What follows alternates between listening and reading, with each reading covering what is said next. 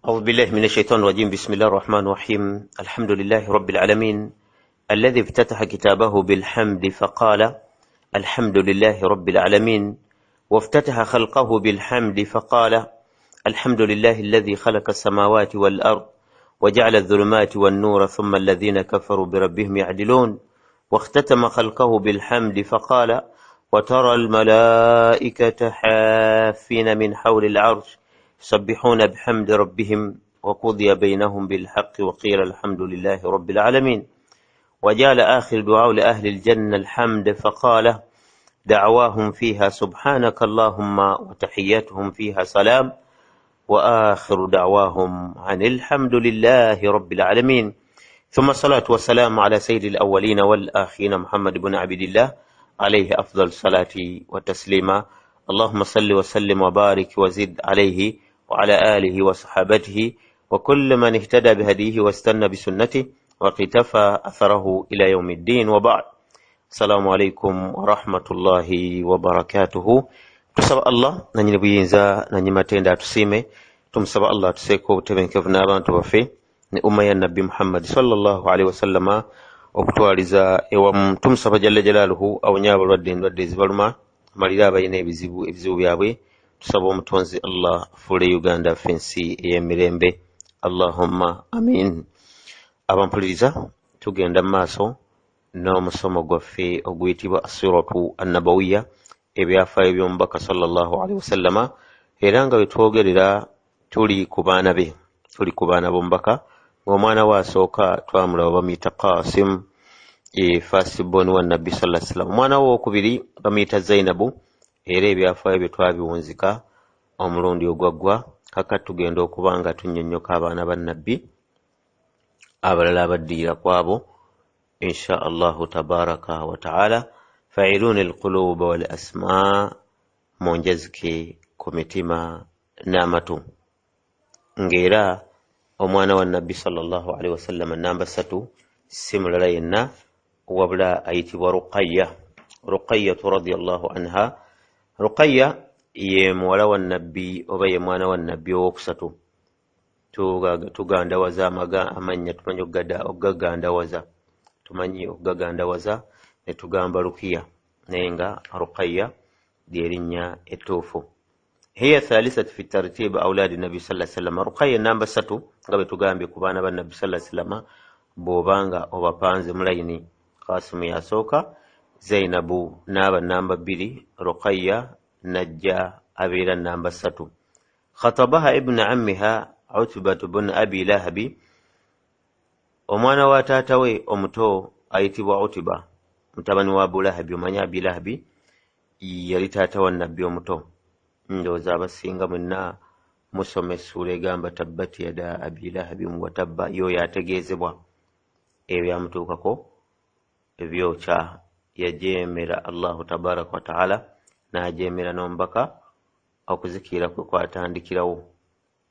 Bwe muli nsoma ku kyafaayo kye mujja kuba munnyonnyoka ebimukwatako. Kati omwana wa Abi Lahabi gwe bayita Utba yayogereza Ruqayya, illa annahu takhalla anha, wabula ekyagwawo yamuleka. Walam yadkhulu biha, yamuleka nga ne chance ennungi weeri ye teyagendako naye mu nsonga za bufumbo. Watallakaha ba'da bi'ithati rasul sallallahu alaihi wasallam. Makutu yakoma kumwogereza kuko yali amuwasiza n'omuwasa, kati n'amutalaka nga omubaka tannatumwa. Omubaka bwe yatumwa, omubaka yamutalako omubaka amaze kutumwa. Kyo kitegeeza obusiraamu bwali bumaze okuba nti bulabise. Omubaka yatumwa alina emyaka 40. Yali yazaala dda abaana be nga bwe bali abo. Kati bwe yamutalaka ne manya bwe yamala okutumwa, taata we Abi Lahabi ne maama we Ummu Jamil baali balabe bamubaka nnyo, tibamawale baakumamu. Biki byayogera oyo? Tusinza bakatonda bangi, atugamba tusinze katonda omu, mumuzirire n'ebawala be. Era Abi Lahabi teyakeerewa n'akatono, ne mukyala we Ummu Jamil ne balagira mutabani wawe Utba abeere ng'ata mu wala waabwe abeere nga atamuwala wa nabbi Ruqayya amutalake, era nga betugenda okulaba wansi wano Kulsum era naye ekyagwawo kyekimu kubeera yali afumbiddwa oba era yali amwogereza kumpi era yamwogereza n'amuwasa yali Otaiba era naye yali mutabani wa Abilahabi. Amakulu Otiba ne Otaiba baali batabani ba Abilahabi. Kati Ruqayya muwala wa nabbi ne Kulsum be baali bafumbiddwa abantu abo naye ne babeera nga baabata. Mwali mu khayri kubanga munaye bano bakadde babe baali bashiriku nnyo era baafiira ku bushiriku, ate baali bakkiriza bawala ba nabbi sallallahu alaihi wasallam. Kakati bwe yamala omutalaka nga nabbi amaze okutumwa nga taata we yamugambye mute muwala Muhammad mute ne maama we Jamil, fatazawajaha Uthman ibn Affan. Uthman radiyallahu anhu nawasa Ruqayya وولدت له ولدا سموه عبد الله نام زال يببي بمتوم عبد الله ومانو يمات صغيرا يفهمتو عثماني قيزال رقية. هاجرت رقية رضي الله عنها مع زوجها عثماني رضي الله عنه إلى الحبشة أو إلى الحبشة الهجرة الأولى. Ruqayya yasenguka ne bbaawe Usmani kusenguka kw'abasiraamu kwe baasenguka okwasooka okugenda Ethiopia. Wa aadat ma'ahu ila Makka, bwe baamala ne babeera nga baakomawo mu Makka, yakomawo ne bbaawe Usmani. Ruqayya yakomawo ne bbaawe Usmani. Thumma hajarat ila al-Madinati al-Munawwara, bwe baamala ne basenguka ne bagenda e Madina ba'da hijrati Rasul sallallahu alayhi wa sallam ilayhi. Omubaka yali amaze okusenguka ng'agenze e Madina ne basenguka nabo ne bagenda bamusanga e Madina. Wa maradat ba'da al-hijrat, oluvannyuma lw'okusenguka ogenda e Madina yalwala Ruqayya. wastamarrat maridat hatta wafaha ajalaha, obulwadde ne bumunyiitira ne bubeerako kabanga okutuusa akaseera kwe kaatuuka, okubeera nti akaseera akaatuuka okuba nti inda rujui okudda eri Allahu tabaraka wa ta'ala. Era mpozi weyafiira kaali kaseera k'abasiraamu kaali kaseera kakwatagana n'amasanyu g'abasiraamu nga bava mu kuba mu lutalo lw'e Badiri, baali baluwangudde. Inda rujui al-muslimina min ghazwat Badiri, siraamu baali bava mu lutalo lw'e Badiri. Omwezi gwali gwa Ramadani sanata 2 min al-hijra, omwaka gwali gwa 2 mu mbala y'ekisiraamu. Wa bisababi dhalika lam yashtariku Uthman radiyallahu anhu fi Badiri, ensonga enkulu era eyagaana Usmani amakulu, ensonga y'okujjanjaba Ruqayya, ensonga y'obulwadde bwa Ruqayya teyasobozesa Usmani genda kulwana lutalo lw'e Badiri. Wa bakiya ma'a zawjatihi Ruqayya bimaradihi, abeera ne mukyala we kubeera nti amujjanjaba. Wa yar'aha, kubeera nti amanya kikyayagala amweki ng'omuntu ajjanjaba omulwadde, naye ng'ensonga yali bi amri rasuli sallallahu alaihi wasallam, mwalimu ekiragiro ky'omubaka.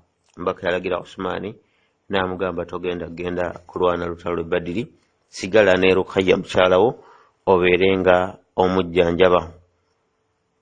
وقد ضرب رسول صلى الله عليه وسلم له سهمه omanyi olutalo luvaamu eminyago egyo gigabwa. Omubaka bwe yali agaba eminyago, Usmani naye yamuwa olw'ensonga nti nno taba kuba nti ensonga eyo okusigala nga ajjanjaba mukyala we yali ye yaliwo, yandibadde abeera mu lutalo. Ddiini y'Obusiraamu nnungi nnyo, omubaka yalimu enkanya nnyo, yali mulungi nnyo. Abantu abatagendanga mu lutalo naye nga ensonga ezibaganye nsonga za nnamaddala zirabwako era nga nkulu, omubaka yabawanga eminyago olw'ensonga olw'embeera eyo.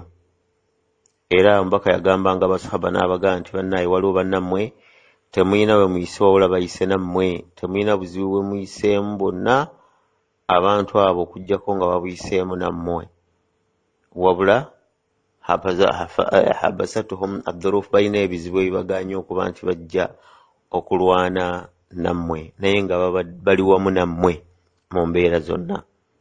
We bali abantu ababanga baagala era nga balulunkana naye munnaye ensonga neebanga nnene neebeera nga emuganya okgenda mu lutalo nga bwe twalabye yagaana Usmaani okgenda mu lutalo okusigala nga ajjanjaba mukyala we Ruqayya. Omubaka bwe yali agaba eminyabogo yamuwa omugabo gwe. Kaakati nno munnange omubaka abadda okuva e Badiri okuyingira mu Madiina n'amasanyu g'okuba nti bawangudde olutalo e Badiri.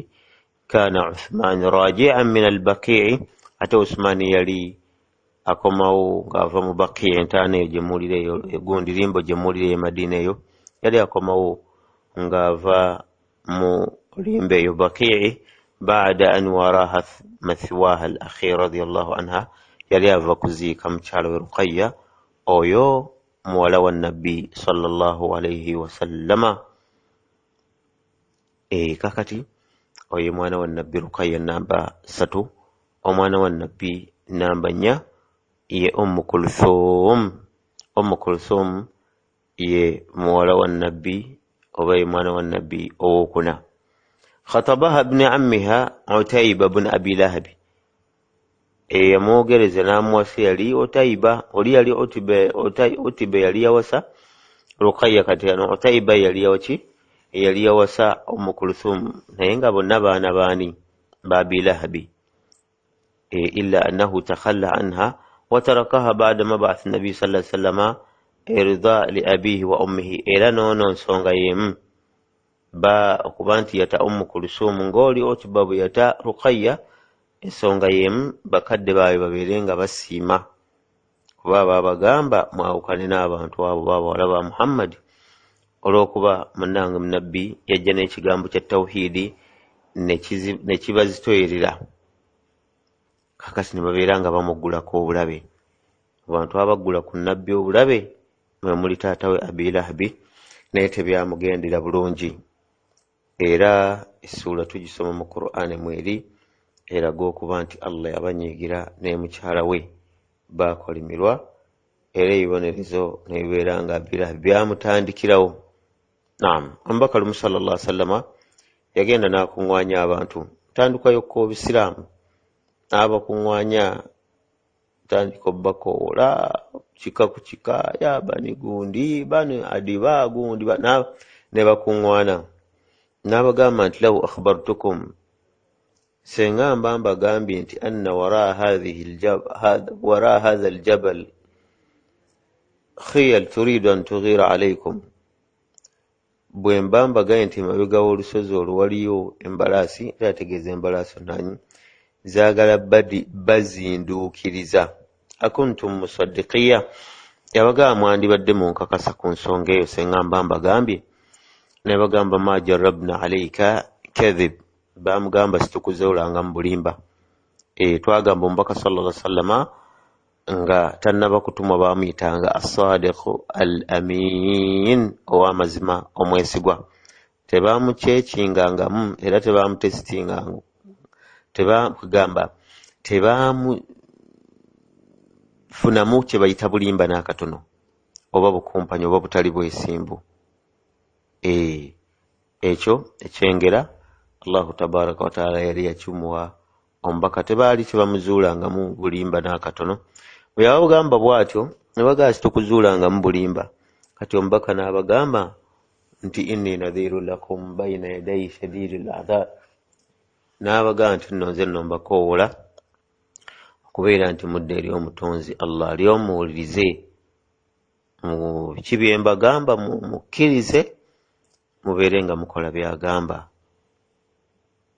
Nadhiru lakum bayna yadayi shadidil adhab, Allah abonereza nno ku bantu ababeera bamuwaganyaddeko. Taata we omuto n'abeera nga ebintu eyagala obireetamu, munnange olugezigezi onaalaba mwana wa muganda we, omwana gwe bazadde jjo adde azannya wajja bagambe mu Katonda amutumye, tekyamuyisa bulungi. N'agamba nti ala hadha jamaatana, n'amugamba mwana gwe kino kye kituyisiza, ebyo byogamba bye bituyisiza. omubaka n'amugamba n'amugamba tabbalaka saira lyom yagamba wakafa olumba olunaku lulamba n'otuyiti n'amukolimira n'atamanya nti nabbi takolimirwa kuba yamukolimira amusonzeemu omukono ogwo gwe yasonga mu nabbi ebibonerezo kwe byatandikira. Allah agamba tabbat yada abi lahabi wa tab, bilahabi azikiridde omukono bode yonna nayo nekola ki nebeera nga yazikirira. Sula bwe yali wansi eyeggwayo Allah n'agamba wamraatuhu n'emukyala we hammalat alhatabi yateekanga amaggwa mu kkubo lya nabbi. Omujami yali tayagala mubaka, yali tamwagalira ddala, mwejja mukwasukira amayinja akola ki. Era lumu yagenda n'ajja ku Kaaba, omubaka yaliwo, Allah n'amubikkirira ng'atudde n'Abubakari. N'abuuza Abubakari Mujamil mukyala wa Abilahabi n'amugamba nti mukwano gwali luddawa, anti essuula eyo yakka n'agiwulira neemuzitoerera. Subhanallah, tusaba Allah tutaase. Mulimu abantu abakkako zi Qur'an nga bakyaliwo nga aya etegeeza ye. Awa omukazi n'atabuka n'agamba mukwano gwaveeko bikiyo kiri akutta amayinja, n'agamba ali luddawa. Abubakari mpaka namugamba mugambe yuno wano kuba yaliwo nti mpaka yabaleera basaba kwogera amazima, n'amugamba yuno naye ng'olowooza amulaba nga tamulaba ku buyinza bwa Allah. Allah alina engeri gy'ateekawo ebibiro bw'aba asazeewo. Bw'atyo bwe yataasa omubaka we mu mbeera etali emu. Omukyala n'addalivansi nga Abubakari amugambe yuuyaawo, naawe otandise bireetamu kujeeja, tamulaba. Kale nno omukyala oyo obusungu bwe yalina ku mubaka n'ennogu etategeerekeka n'omutima omubi, naye byaggwa okukolimirwa teyakusukka, ebibonezo bya Allah teyabisukka. Agamba nti wamraatuhu hammalat alhatab, naye mukyala we oyo yali yeetikka amaggwa nga gateeka mu kkubo ly'omubaka sallallahu alayhi wasallama. Kakati munnange abaana abano Otiba ne Otaiba abaali wasizza bawala ba nabbi Ruqayya ne Kulthum baana baani ba Abi Lahabi. Naye ekyagwawo tukyogedde, baabata nga tebannaba kuba nti bayina ensonga z'obufumbo ezitambudde wakati waabwe nabo. Ekyewuunyisa ekirala kyekijja, eyabawasa ali omu. Ruqayya radiyallahu anha tulabye yafa. Kati Kulthum ono yali ye waali, era bwe yamuta ono Otaiba n'asenguka, yasengukira wamu ono Kulthum ne muganda we Fatima, era n'awangaala ne taata we mu nnyumba ye, awangaala mu nnyumba y'omubaka sallallahu alaihi wasallam. Wabaada wafaati Ruqayya tazawajaha Uthman ibn Affan. Ruqayya bwe yafa, Uthman n'awasaani Kulthum. Yamuwasa fi shahr Rabi'il Awwal, mu mwezi ogwa Rabi'il Awwal sanat 3, omwaka gwa 3 mu mbala y'Ekisiraamu, sanat 3 min al-Hijra. ولذلك عرف عثمان بن عفان بذي النورين. Uthman yali akazibwako nannyini bitangaala ebibiri. Olwaki?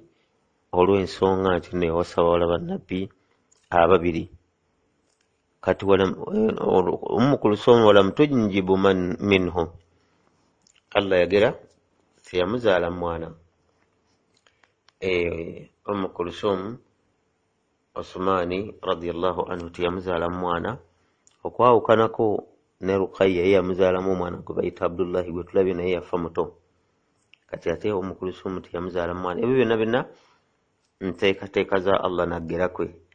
Nga bwe twalaba nti abaana bano bonna maama waabwe Khadija abaana 6, ate Ibrahim omubaka gwe yazaala muzaana gwe bayita Mariyatu al-Qibtiyya. Kyoli ayinza okubuuza ne mukyala wa nabbi Aisha naye teyazaala mwana gwe yali ayagala ennyo bw'atyo, ansi eri nti ye abakyala ba nabbi abala bonna Allah yagera teyabazaala baana. Kale n'obwowulira nti Umm Kulthum teyazaalamu Usmaani mwana tekikwewuunyisa nnyo. واستمرت في كنفه حتى ماتت رضي الله عنها. رقية أم كلثوم yabeera ne Osmani ebbanga lyabeera nalyo okutuusa lwe yabeera nga afa, era yafa omwaka gwali sana 9 gwa 9 watulabye yamuwasa mwaka gwa 3 naafa omwaka gwa 9 ekitegeeza yawangaala naye emyaka 6 wadufinat bilbakii, era naye yaziikibwa mu limbo eyo Madiina emanyikiddwa nti bagiyita Bakii. Abagendayo abagirambula bagirengera bulungi nnyo. Naam, oyo ye mwana wa Nabbi sallallahu alaihi wasallam namba 4. Tubaddemu Qasim yasooka, Zainabu yewookubiri, Ruqayya yewookusatu, Umm Kulthum yewookuna radiyallahu anhum.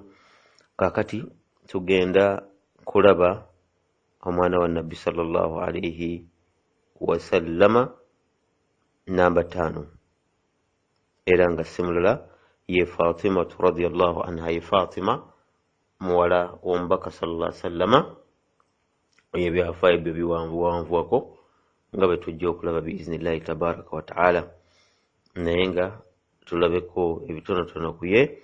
Wahiya asgar banaatihi sallallahu alaihi wasallama, ye yali asembayo obuto ku bawala ba Nabbi, si ku baana be bonna, ku bawala ba Nabbi, kubanga tugambye wakutaana, ekitegeeza waliyo Abdullahi ne Ibrahim be baali basembayo obuto, naye ono ku bawala ye yali asembayo obuto. Kuba abawala baali bana: Zainab twamulaba, Ruqayya tumulabye, Umm Kulthum tumulabye, kakati Fatima yali asembayo ku bawala abo abana, yali abasembako obuto, yali asembayo obuto kubo.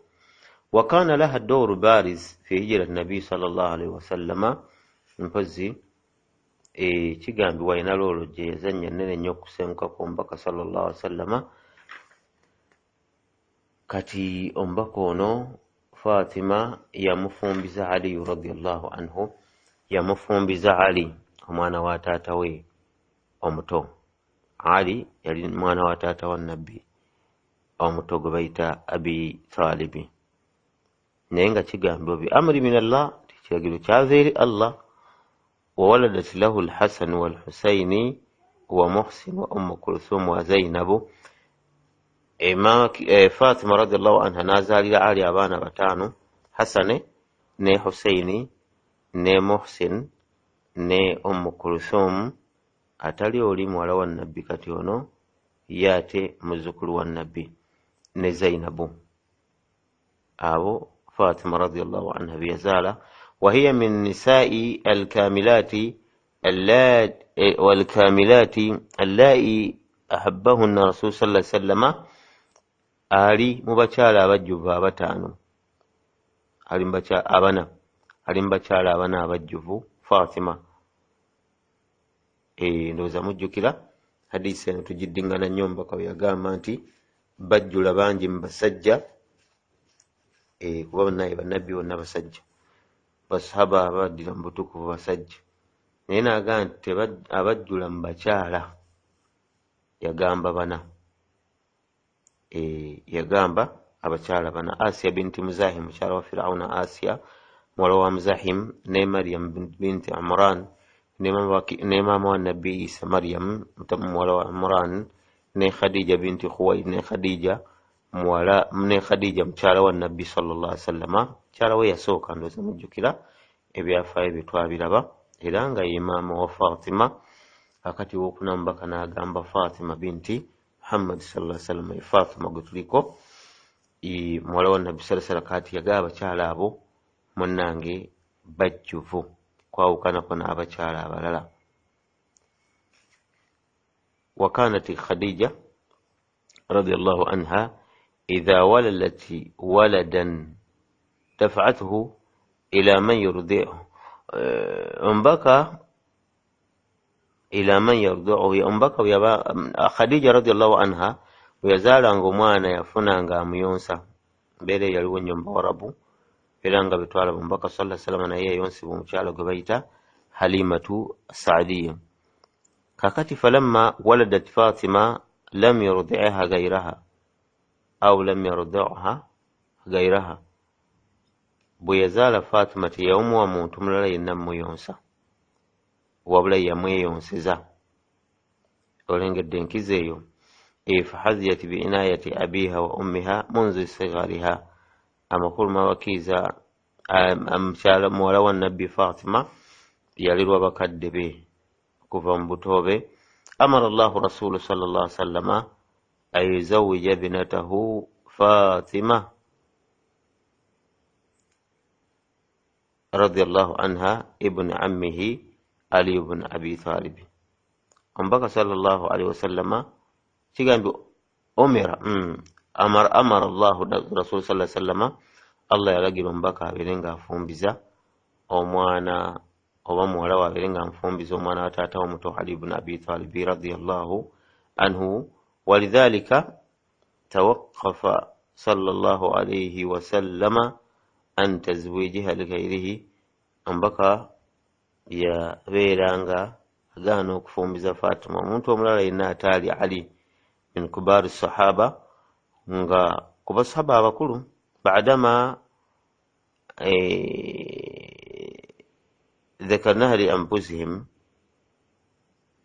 baali oluusi bamwogeddeko, balina ngeri Abarabu gye bakolanga kuba nti bw'aba alina gwayagala okukola ki okuwasanga ayinza okumwogerako ne bamanya nti oyo kati yayagala okukola ki omwosa. Anas anyumya n'agamba, Anas mutabani wa Malik radiyallahu anhu ti inna Umar ibn al-Khattab ata Aba Bakar radiyallahu anhu faqala, Umar yajja eri Abubakar n'amugamba, ya Aba Bakar, yamugamba wange Abubakari, ma yamna'aka an tatazawwaja Fatima binti Muhammad, n'amugamba ki ekigaana okuwasa Fatima muwala binti Rasuli sallallahu alaihi wasallam, muwala w'omubaka sallallahu alaihi wasallam. Qala Abubakar n'amugamba radiyallahu anhu nti la yuzawwijni, n'amugamba tajja mumufumbiza. Qala Umar idha lam yuzawwijka, wanaaba tamukufumbiza, faman yuzawwij, ana amufumbizani. Wa innaka min akrami nnasi alayhi, gwosinga abantu bonna okuba ow'ebbeeyi mu maaso g'omubaka. aqdamuhum fi lislam, gwobasooka mu busiraamu.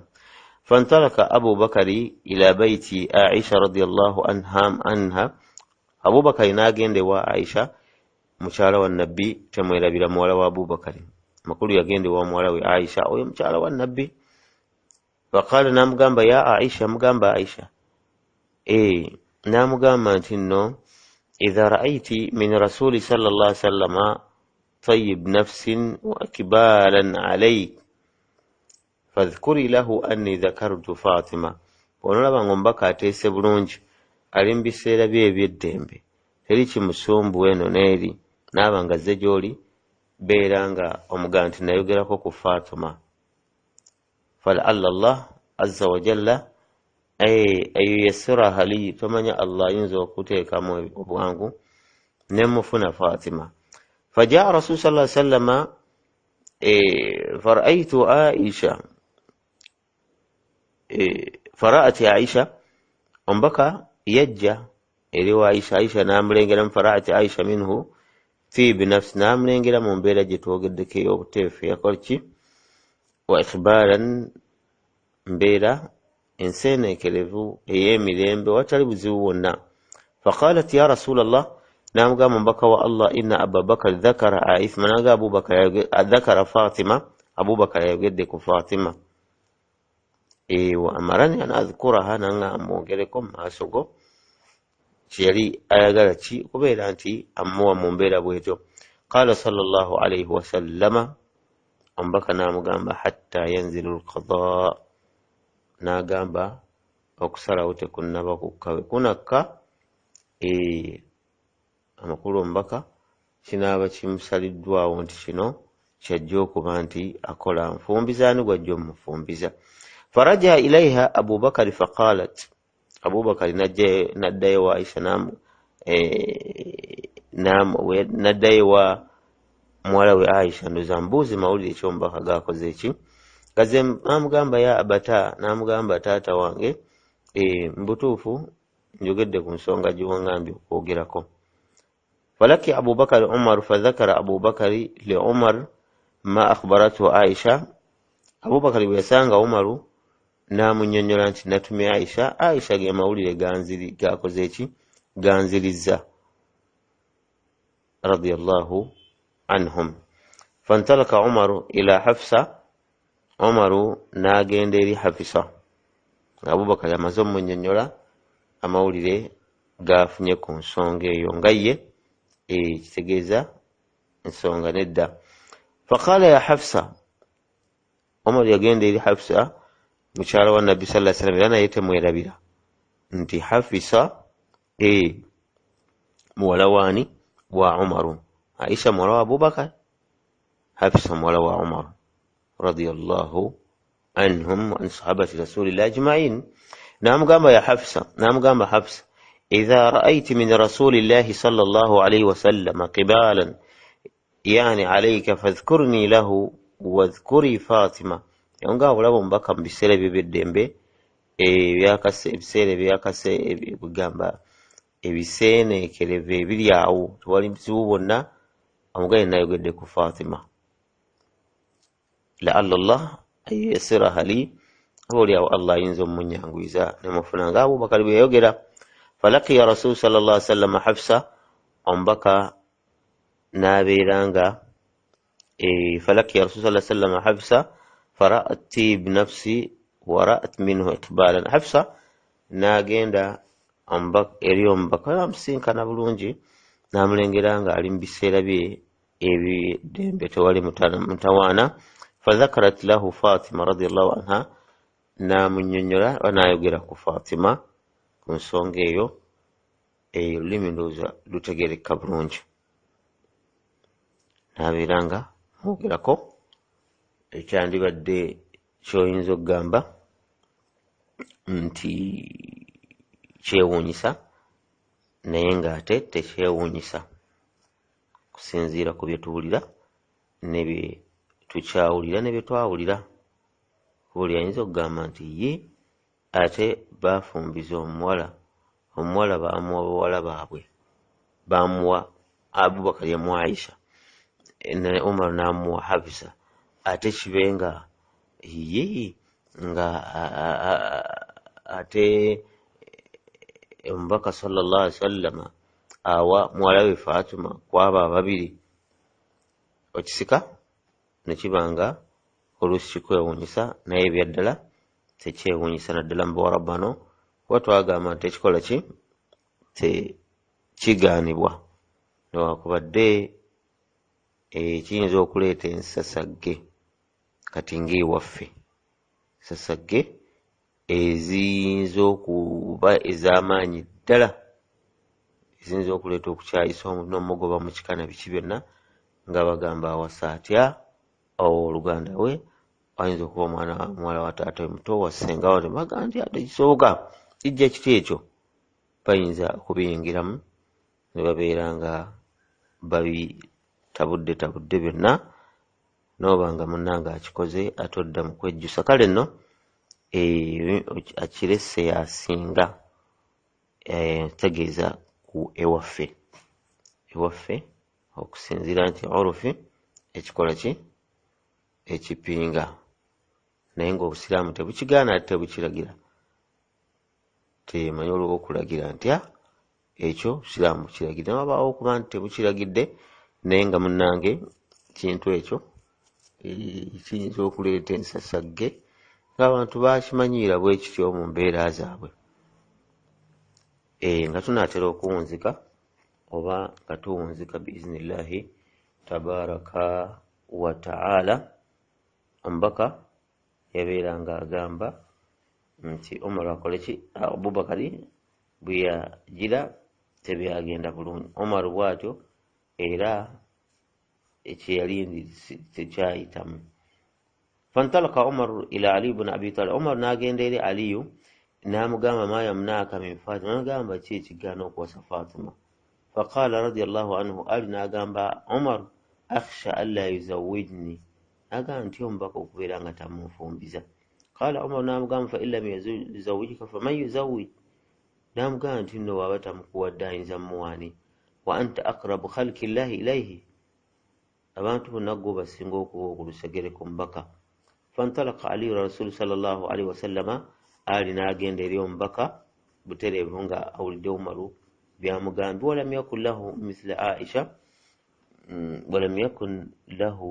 عائشة ولا مثل حفص تينا وانبكا nga Abubakar yayinayo Aisha oba Usman yayinayo Hafs uyandi baddaayiti yagenda butereevu maaso g'omubaka falaki ya Rasul sallallahu alaihi wasallam faqala inni uridu an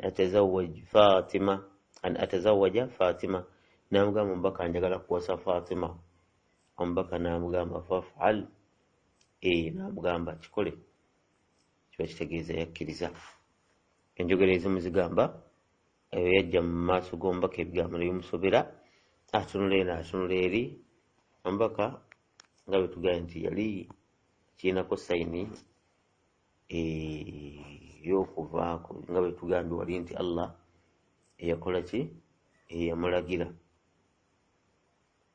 kakati n'abeera nga amulengera n'agamba nti ali yagala kuwasa n'agamba ye ati enjogera endala yino tugirabye ye yajja n'amugamba nti njagala kukola kikuwasa Fatima omubaka n'amugamba muwase tewali mutawaana kakati awo tujja okubanga insha allahu tabaraka wa taala tulaba biki ebyaddako biki ebyaddirira ekyafaayo kya Fatima kikyagenda mu maaso radiyallahu anha